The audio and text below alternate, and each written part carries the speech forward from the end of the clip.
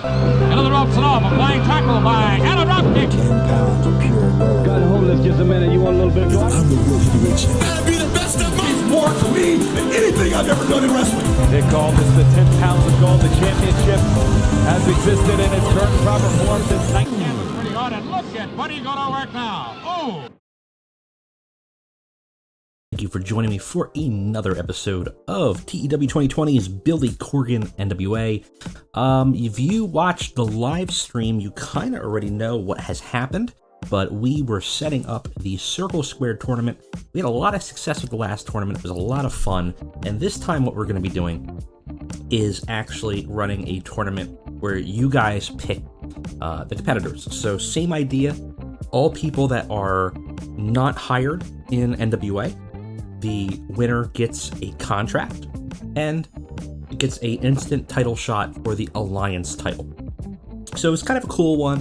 The goal was originally it was going to be people that were younger, so more of an upstart, though there's some weird meme stuff kind of in here, I guess you could say. So some of these are not, I would say, younger, but it is what it is. So we have 32 people in this tournament. It's going to be going for quite a while. And I'm going to get to decide who wins. But what I'm going to do is, I kind of explained in the live stream that there was going to be some specific criteria. I'm not just going to be picking based on my favorites, but I'm going to be picking based on different criteria. So what I'm going to do is each round of the tournament will have a different criteria. So what I did here was completely randomize the seed, no preference based on weight. So it is what it is. Whoever is fighting is going to fight, and that's just what it's going to be. So we have TJ Perkins versus Mr. Anderson, Tetsuya Endo versus Eric Rowan, Lance NOI versus Zack Ryder, Desmond and Xavier versus Effie, RJ City versus Gabriel Kidd, King Mo versus Leo Rush, Mike Bailey versus Kevin Condren, who actually will be portraying Jervis Cottonbelly in this. I just have to change his name. John Silver versus Curtis Axel, Microman versus Principe Pantero, Chris Brooks versus Jake Lee, Dalton Castle versus Dr. Cube the Third, Aiden English versus Thief Ant, Xavier Wentz versus Brandon Cutler, Alexander Hamilstone versus Richard Holiday, Chris Bay versus John Doering, and Casey Navarro versus Jonathan Gresham. So kind of a cool mix. Like I said, there are some kind of more memey stuff in here, because I don't really would consider Anderson or Ryder or Curtis Axel as, let's say, younger upstarts, but I'll give them to you. For the most part, the field is generally people under 35, not very well known, but not necessarily unknown either. Some interesting people in the field, and so like I said, each round we're going to do basically kind of choose on a different metric. So this first round, I think I'm just going to let the road agents decide and just see what the field looks like. That'll make it a little bit easier as we kind of decide. So unfortunately, in some situations, I expect some blowouts, but some interesting ones. If we're letting the AI decide, generally it looks based on popularity and performance. So TJP versus Mr. Anderson might be very interesting, and I have a feeling Anderson will probably take it through the AI. But some other ones, a lot of these are going to be very interesting to see how they shake out. And then after we groom the field in half, then we're going to have a different measurement of how we continue the tournament. It's going to take a while. It's probably going to be a pre-show on Power, would be my guess, so we're not taking up too much time doing the tournament. That was kind of an issue with the last tournament, is it took up actual TV time, which was kind of limited. Even though we are doing 2-hour Power now, it's just a little bit more limited to kind of run things.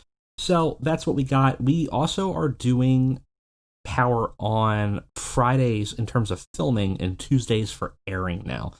It works the best So in case you're wondering why it's Thursday right now the availability Tuesdays is kind of booked up a lot.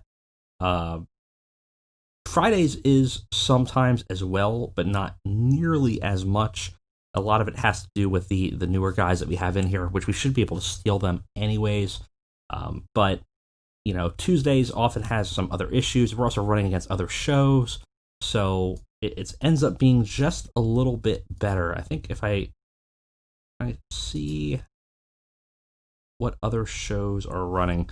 No, I cannot. But I obviously, which ones are running. We're still airing against those, so that's kind of a problem. I might just decide to just straight move it to Friday, but I don't necessarily want to have it run up against SmackDown. But it just gives us a little bit more mobility in terms of our scheduling, and the fact that we pre-record it makes it pretty easy to handle. Now, we lost a lot of money last go around.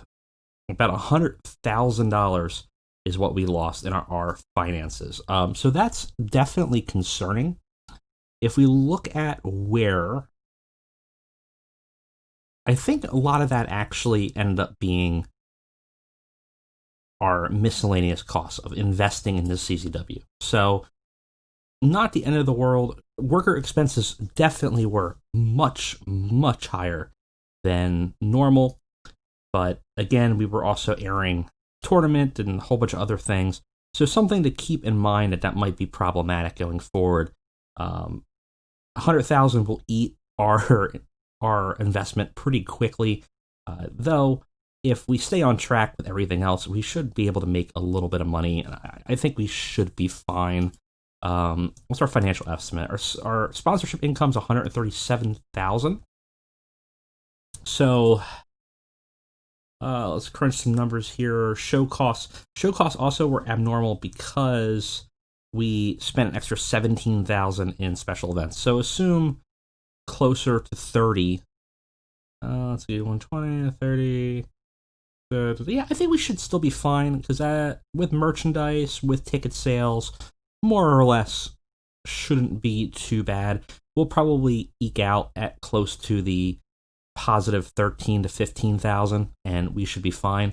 But it's just something to keep in mind because while we do have a decent amount of money in the backseat, things can take a turn for the worse very quickly.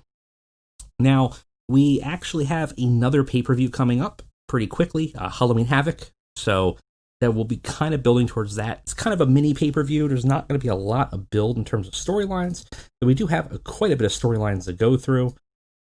But it's going to be more of sort of an interim. If you kind of watch an AEW, you kind of know like more interim pay-per-views where it's not necessarily one of the big four. It's sort of more of a specialty event show. And that's kind of how we're going to run it on the NWA here. But we will see what shakes out from that. Let's get on over to the show, and hopefully nothing crazy happens. All right, what do we got going on here? We got a new champion in MLW for National Openweight. We also have some news.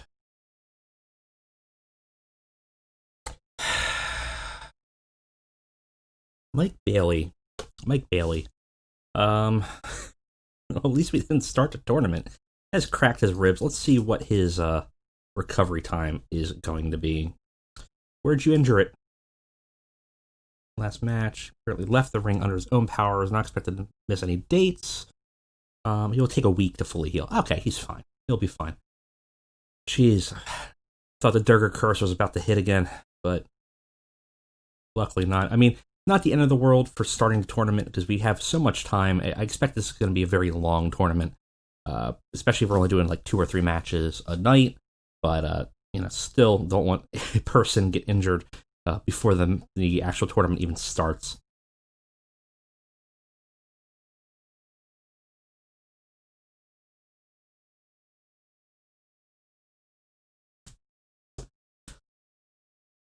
Okay, let's get on over to our building.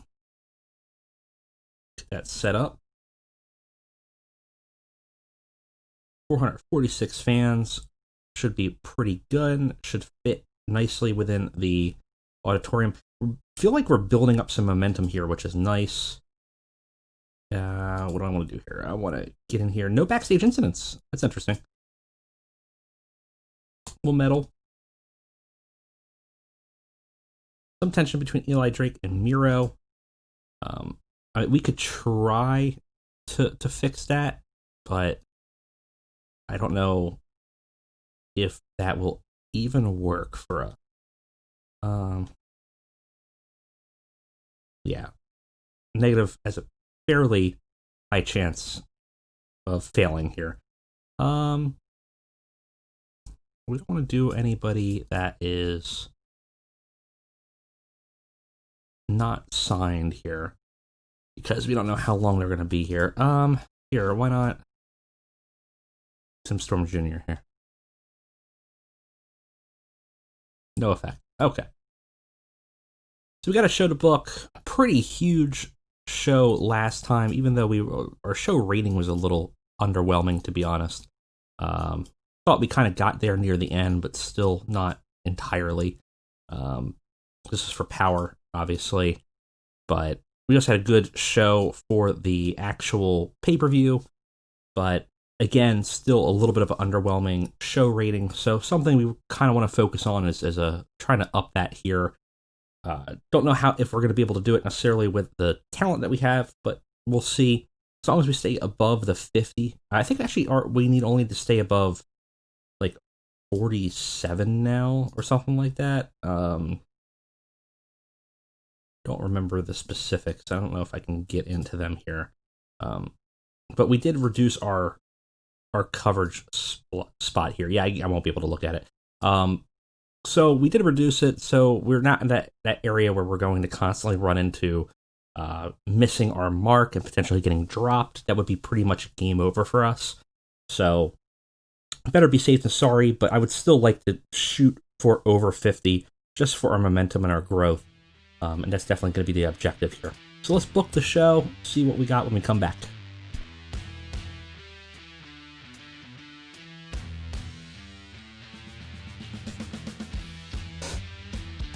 Alright guys, we're ready. I didn't actually get as much done as I wanted to in this show.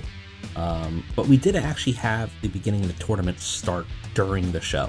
So that's probably why, ultimately. And after this, the tournament will be probably just pre-shows, and it'll make it a little bit easier to go through some storylines. So it's a little story light. There's still some big things happening, but there's more building up, obviously, and hinting at things than actually building. But we have a lot of time. We have about like 4 shows before Halloween Havoc. So we got some good opportunities to kind of build some stuff up. Let's go ahead and jump into the show and take a look at what we got. So we start the show off with Joe Galli, our announcer, introducing the tag team, or the Circle Square tournament, saying that we're going to have a new tournament with new guests, all ranging from across the independent scene for a shot to, get an opportunity to NWA. Explains exactly what we talked about. Before we can really finish the tournament announcement, though, Mr. Anderson shows up and does the typical Mr. Anderson shtick that you would expect. Custom mic dropping from the ceiling, and finishes, giving the introduction to the tournament and himself. So I'm sure you can kind of figure that out. Joe Galli was very underwhelming, but Mr. Anderson, flourished, and Joe Galli was struggling in this situation entirely. But you know what it is. It is what it is. I almost wonder if Anderson would be a good commentator for NWA. Even if we don't hire him, he might not be a bad get, just to have in here. Maybe even a GM or something like that. Something to keep in mind. I would not hate keeping him around for one reason or the other. Though we really don't know how this tournament's going to go, because like I said, every phase is going to have a different rule set for how we determine the winner, and this one is completely random. So the next 2 matches that are up, which are in the tournament, I have not decided the winner. I'm just letting the game decide that. So we will see how that shakes out. But starts the show off to a good start, and overall 46 is not too bad. Let's go ahead and continue with the show. We start off with the tournament with Zachary Wentz and Brandon Cutler. Unfortunate, because I actually wanted Brandon Cutler to last a lot longer here, but Zachary Wentz actually defeats Brandon Cutler in 7 minutes and continues on in the Circle Square tournament. They both had about the same in-ring performance. Kind of a bummer, but Brandon no longer is part of the tournament. Wentz moves forward. Again, not shocking because I think Wentz has a slightly higher popularity. I think that's usually where it comes from, but there could be some randomness determined to it. It's a 42. Match could have been better, but honestly, considering their in-ring performances, that's about as good as we could have got from them.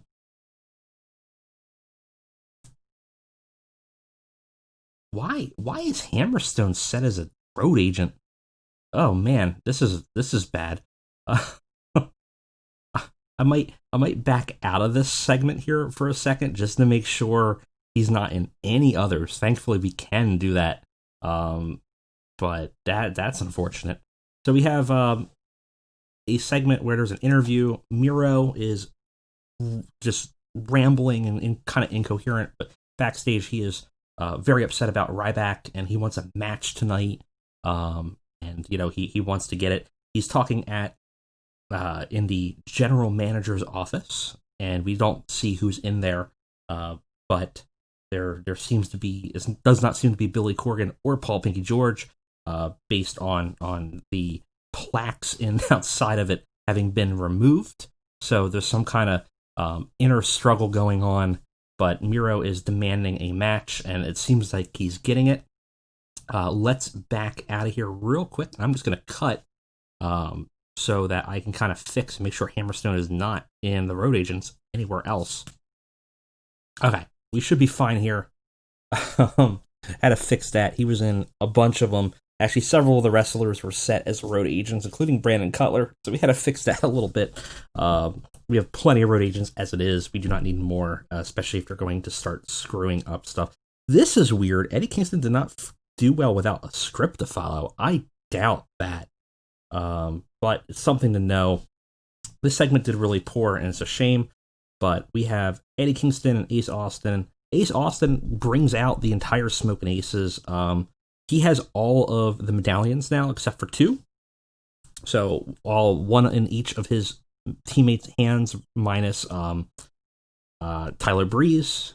But he demands a unification match, which is something we haven't talked about, but basically, normally it's booked, but technically they can demand a match, which would just be an elimination match, and the winner gets all the medallions. But basically, once they are up for grabs, a match will be decided anyways, so that they all unify, so that people don't just hoard a medallion forever. Unfortunately, though, this means that it's essentially a handicap match, based on how it shook out. Austin calls out Kingston, demands that challenge. Kingston comes out obviously very furious.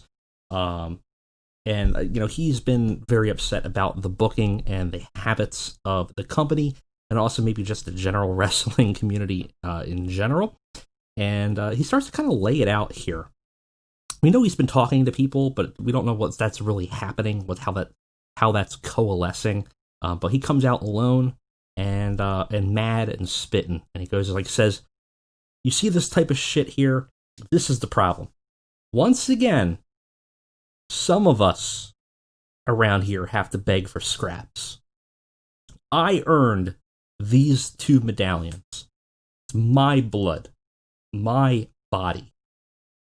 These are a chance at the future. But you, what? Another new shiny toy for some money mark backstage. You get all the shots here, your entire group, because some chumps on some message board somewhere wants you to succeed. And now what? I gotta fight you all, destined to lose? I gotta learn my place here, huh? Fine. I'll do it. But not because I think I'll win. Clearly that's not how this is gonna go down. I'm fine with that. I've accepted that. But you know what it is, though? I'm going to do this because I'm going to enjoy every second I get a chance to possibly snap your little twig of a back, you son of a bitch." So Kingston's pissed. thinks the entire world is stacked against him, and it certainly in this situation seems to be. It's just an elimination match with the last person eliminated getting all the medallions, and essentially it's a 3-on-1. And the match goes on. And in it, unfortunately, I couldn't set how it went down. In my head, it would have been Kingston last, but apparently that's not how it is. But Ace Austin does unify all the medallions. He defeats, Kingston would defeat Jarek 120 first. Then Ace Austin apparently defeats Eddie Kingston. And finally, Zicky Dice lays down and allows himself to get, obviously eliminated by Ace Austin, thus unifying all of the medallions together. Not a bad mix, as Jarek was the weak link here. We advance the storyline. It's a 45. It's actually not too bad. Actually not too bad at all. But ultimately, Kingston was right. The numbers were just too much for him. And Ace Austin now is the Founders Champion. So he has that. They cannot take that from him. So just to be clear, the medallions are always up for grabs. But once they are unified, it becomes like a Money in the Bank cash-in. Unless there's a specific match or a specific challenge that he offers it up as a bet or a challenge, someone cannot take it just by pinning him like a medallion can.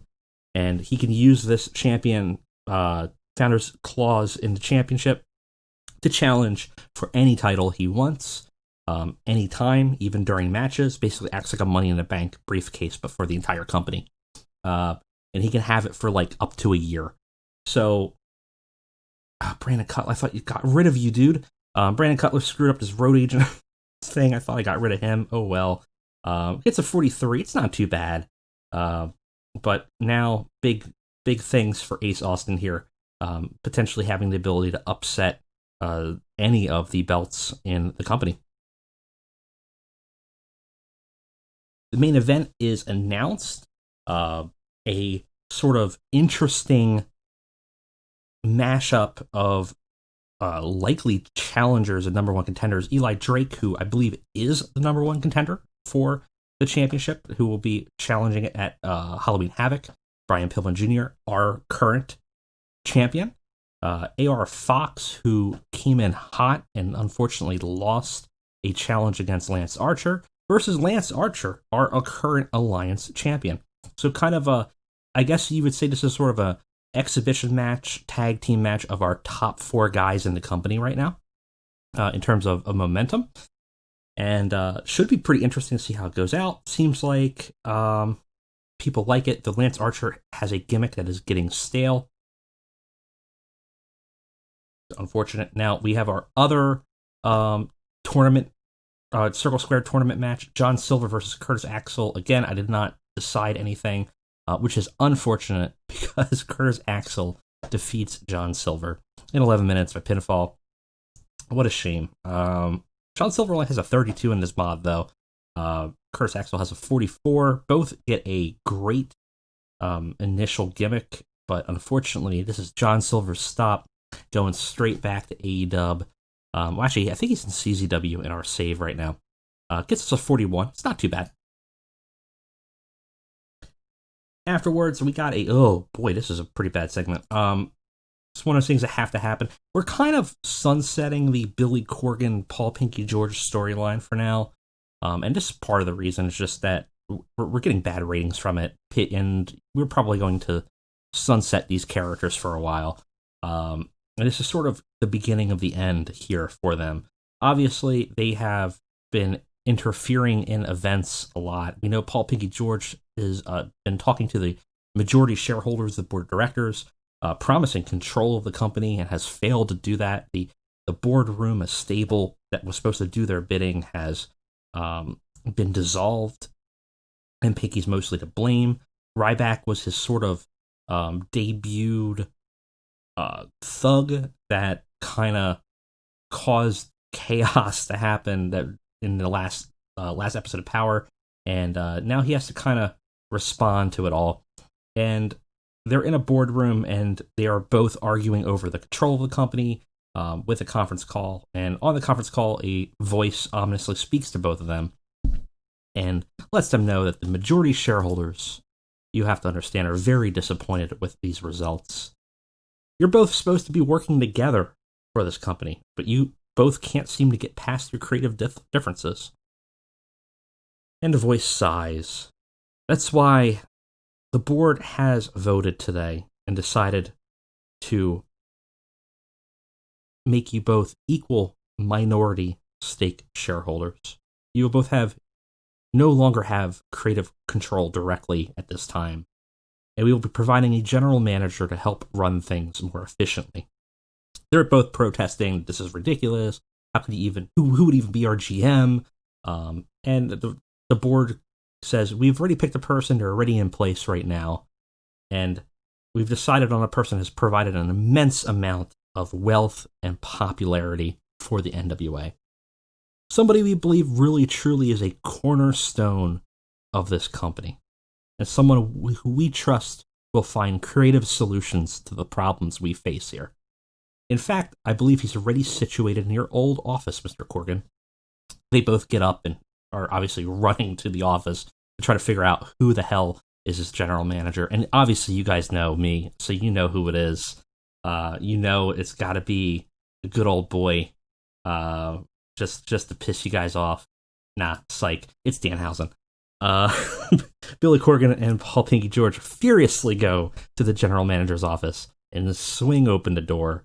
Danhausen sits at the desk, smiling at the two, and greets them, saying, "Welcome to Office Hausen." You've got to be kidding me. Well, we'll have to find out why on a later date of Power, but perhaps the Denny's promotional event did not go as horrendously as they thought, but now Danhausen is not even contracted with this company, but is currently the general manager of the National Wrestling Alliance. Boy. We have a match with Crazy Mary Dobson, who just debuted from CCW over to here, versus Kira Hogan. And Crazy Mary defeats Kira Hogan in 12 minutes for pinfall. Had a 50 in in-ring performance versus a 33. Gives us 48, not too bad. Gives her another win and increased momentum. Afterwards, Tessa Blanchard is at the sidelines, staring her down, watching. Seems obviously upset at her loss, wanting to get the title back, but seems to be very concerned about Crazy Mary. Crazy Mary does not seem concerned at her at all. As she gets out of the ring, she just looks at her, winks, and walks away. Seemingly tension between the two. We do not have automatic rematches in this company, so Tessa has to build up momentum and get a number one contendership, and she knows that Crazy Mary obviously is breaking out in a big way and might be the next big challenge for her. We have Miro versus Ryback. This is a pretty good match. It's a superb match, actually. Miro drew with Ryback after a double pinfall. Both of them going at it back and forth in a brutal brawl. Miro had a 73, Ryback had a 49, gained heat for the controlling interest storyline, which now has kind of shaken things up a little bit. This is a short-term storyline, but, obviously we'll be playing out probably to Halloween Havoc.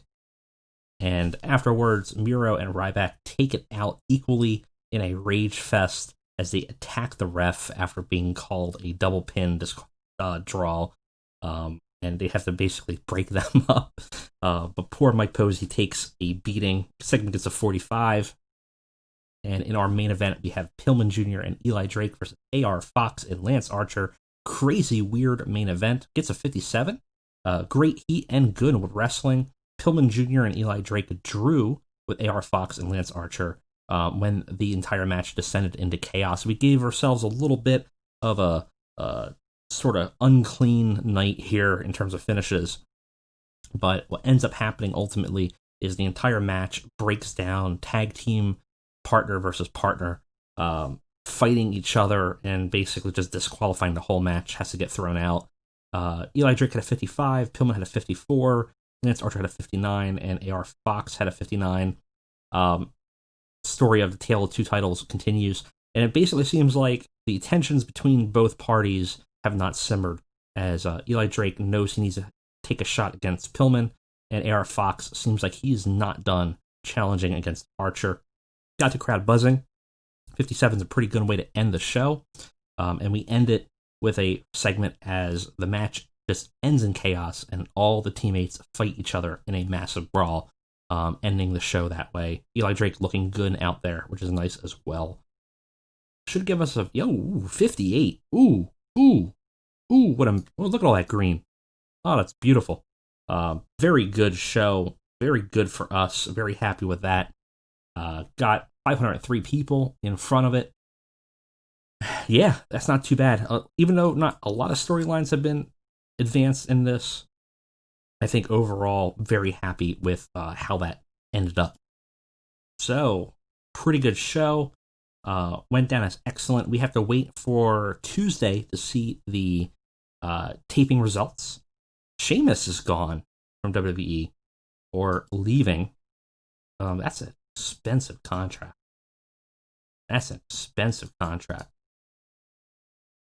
Could we do something with Sheamus? Let me know. Let me know what you guys think. That's pretty expensive. I could see... I'm not really a huge fan of Sheamus personally, but just in terms of skill set and popularity gain per dollar, that ain't horrible. It's definitely going to be a lot more expensive than most of our roster. What's our roster at here? Let's see, contracts wise. Pretty much double our top guy. That's expensive. We might have to make some room if we were to do that. But I will leave that decision to you guys in the comments. Addition to Prank Sisters. Nothing else majorly going on. Some retirements. We are done with our loan with Lance Archer. We should still be able to pull him in due to the Alliance belt. So that's not that big of a deal. And Ace Austin needs a little bit of time to rest. I think we can do that for him. He probably is going to mostly be in a... I'm probably going to be booking him similarly to the run during the initial breakup of the Shield, having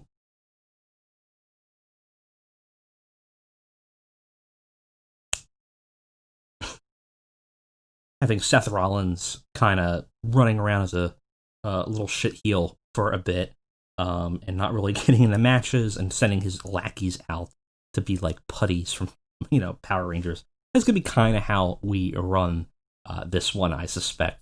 So we'll give him some time to heal. That's not a big deal. Tournament will continue. Obviously, some unfortunate beatdowns early. Don't know how some of these will shake out. Some of them will shake out how we expect, but we will have to see how it goes. Thanks, guys, for joining me. I'll see you next time.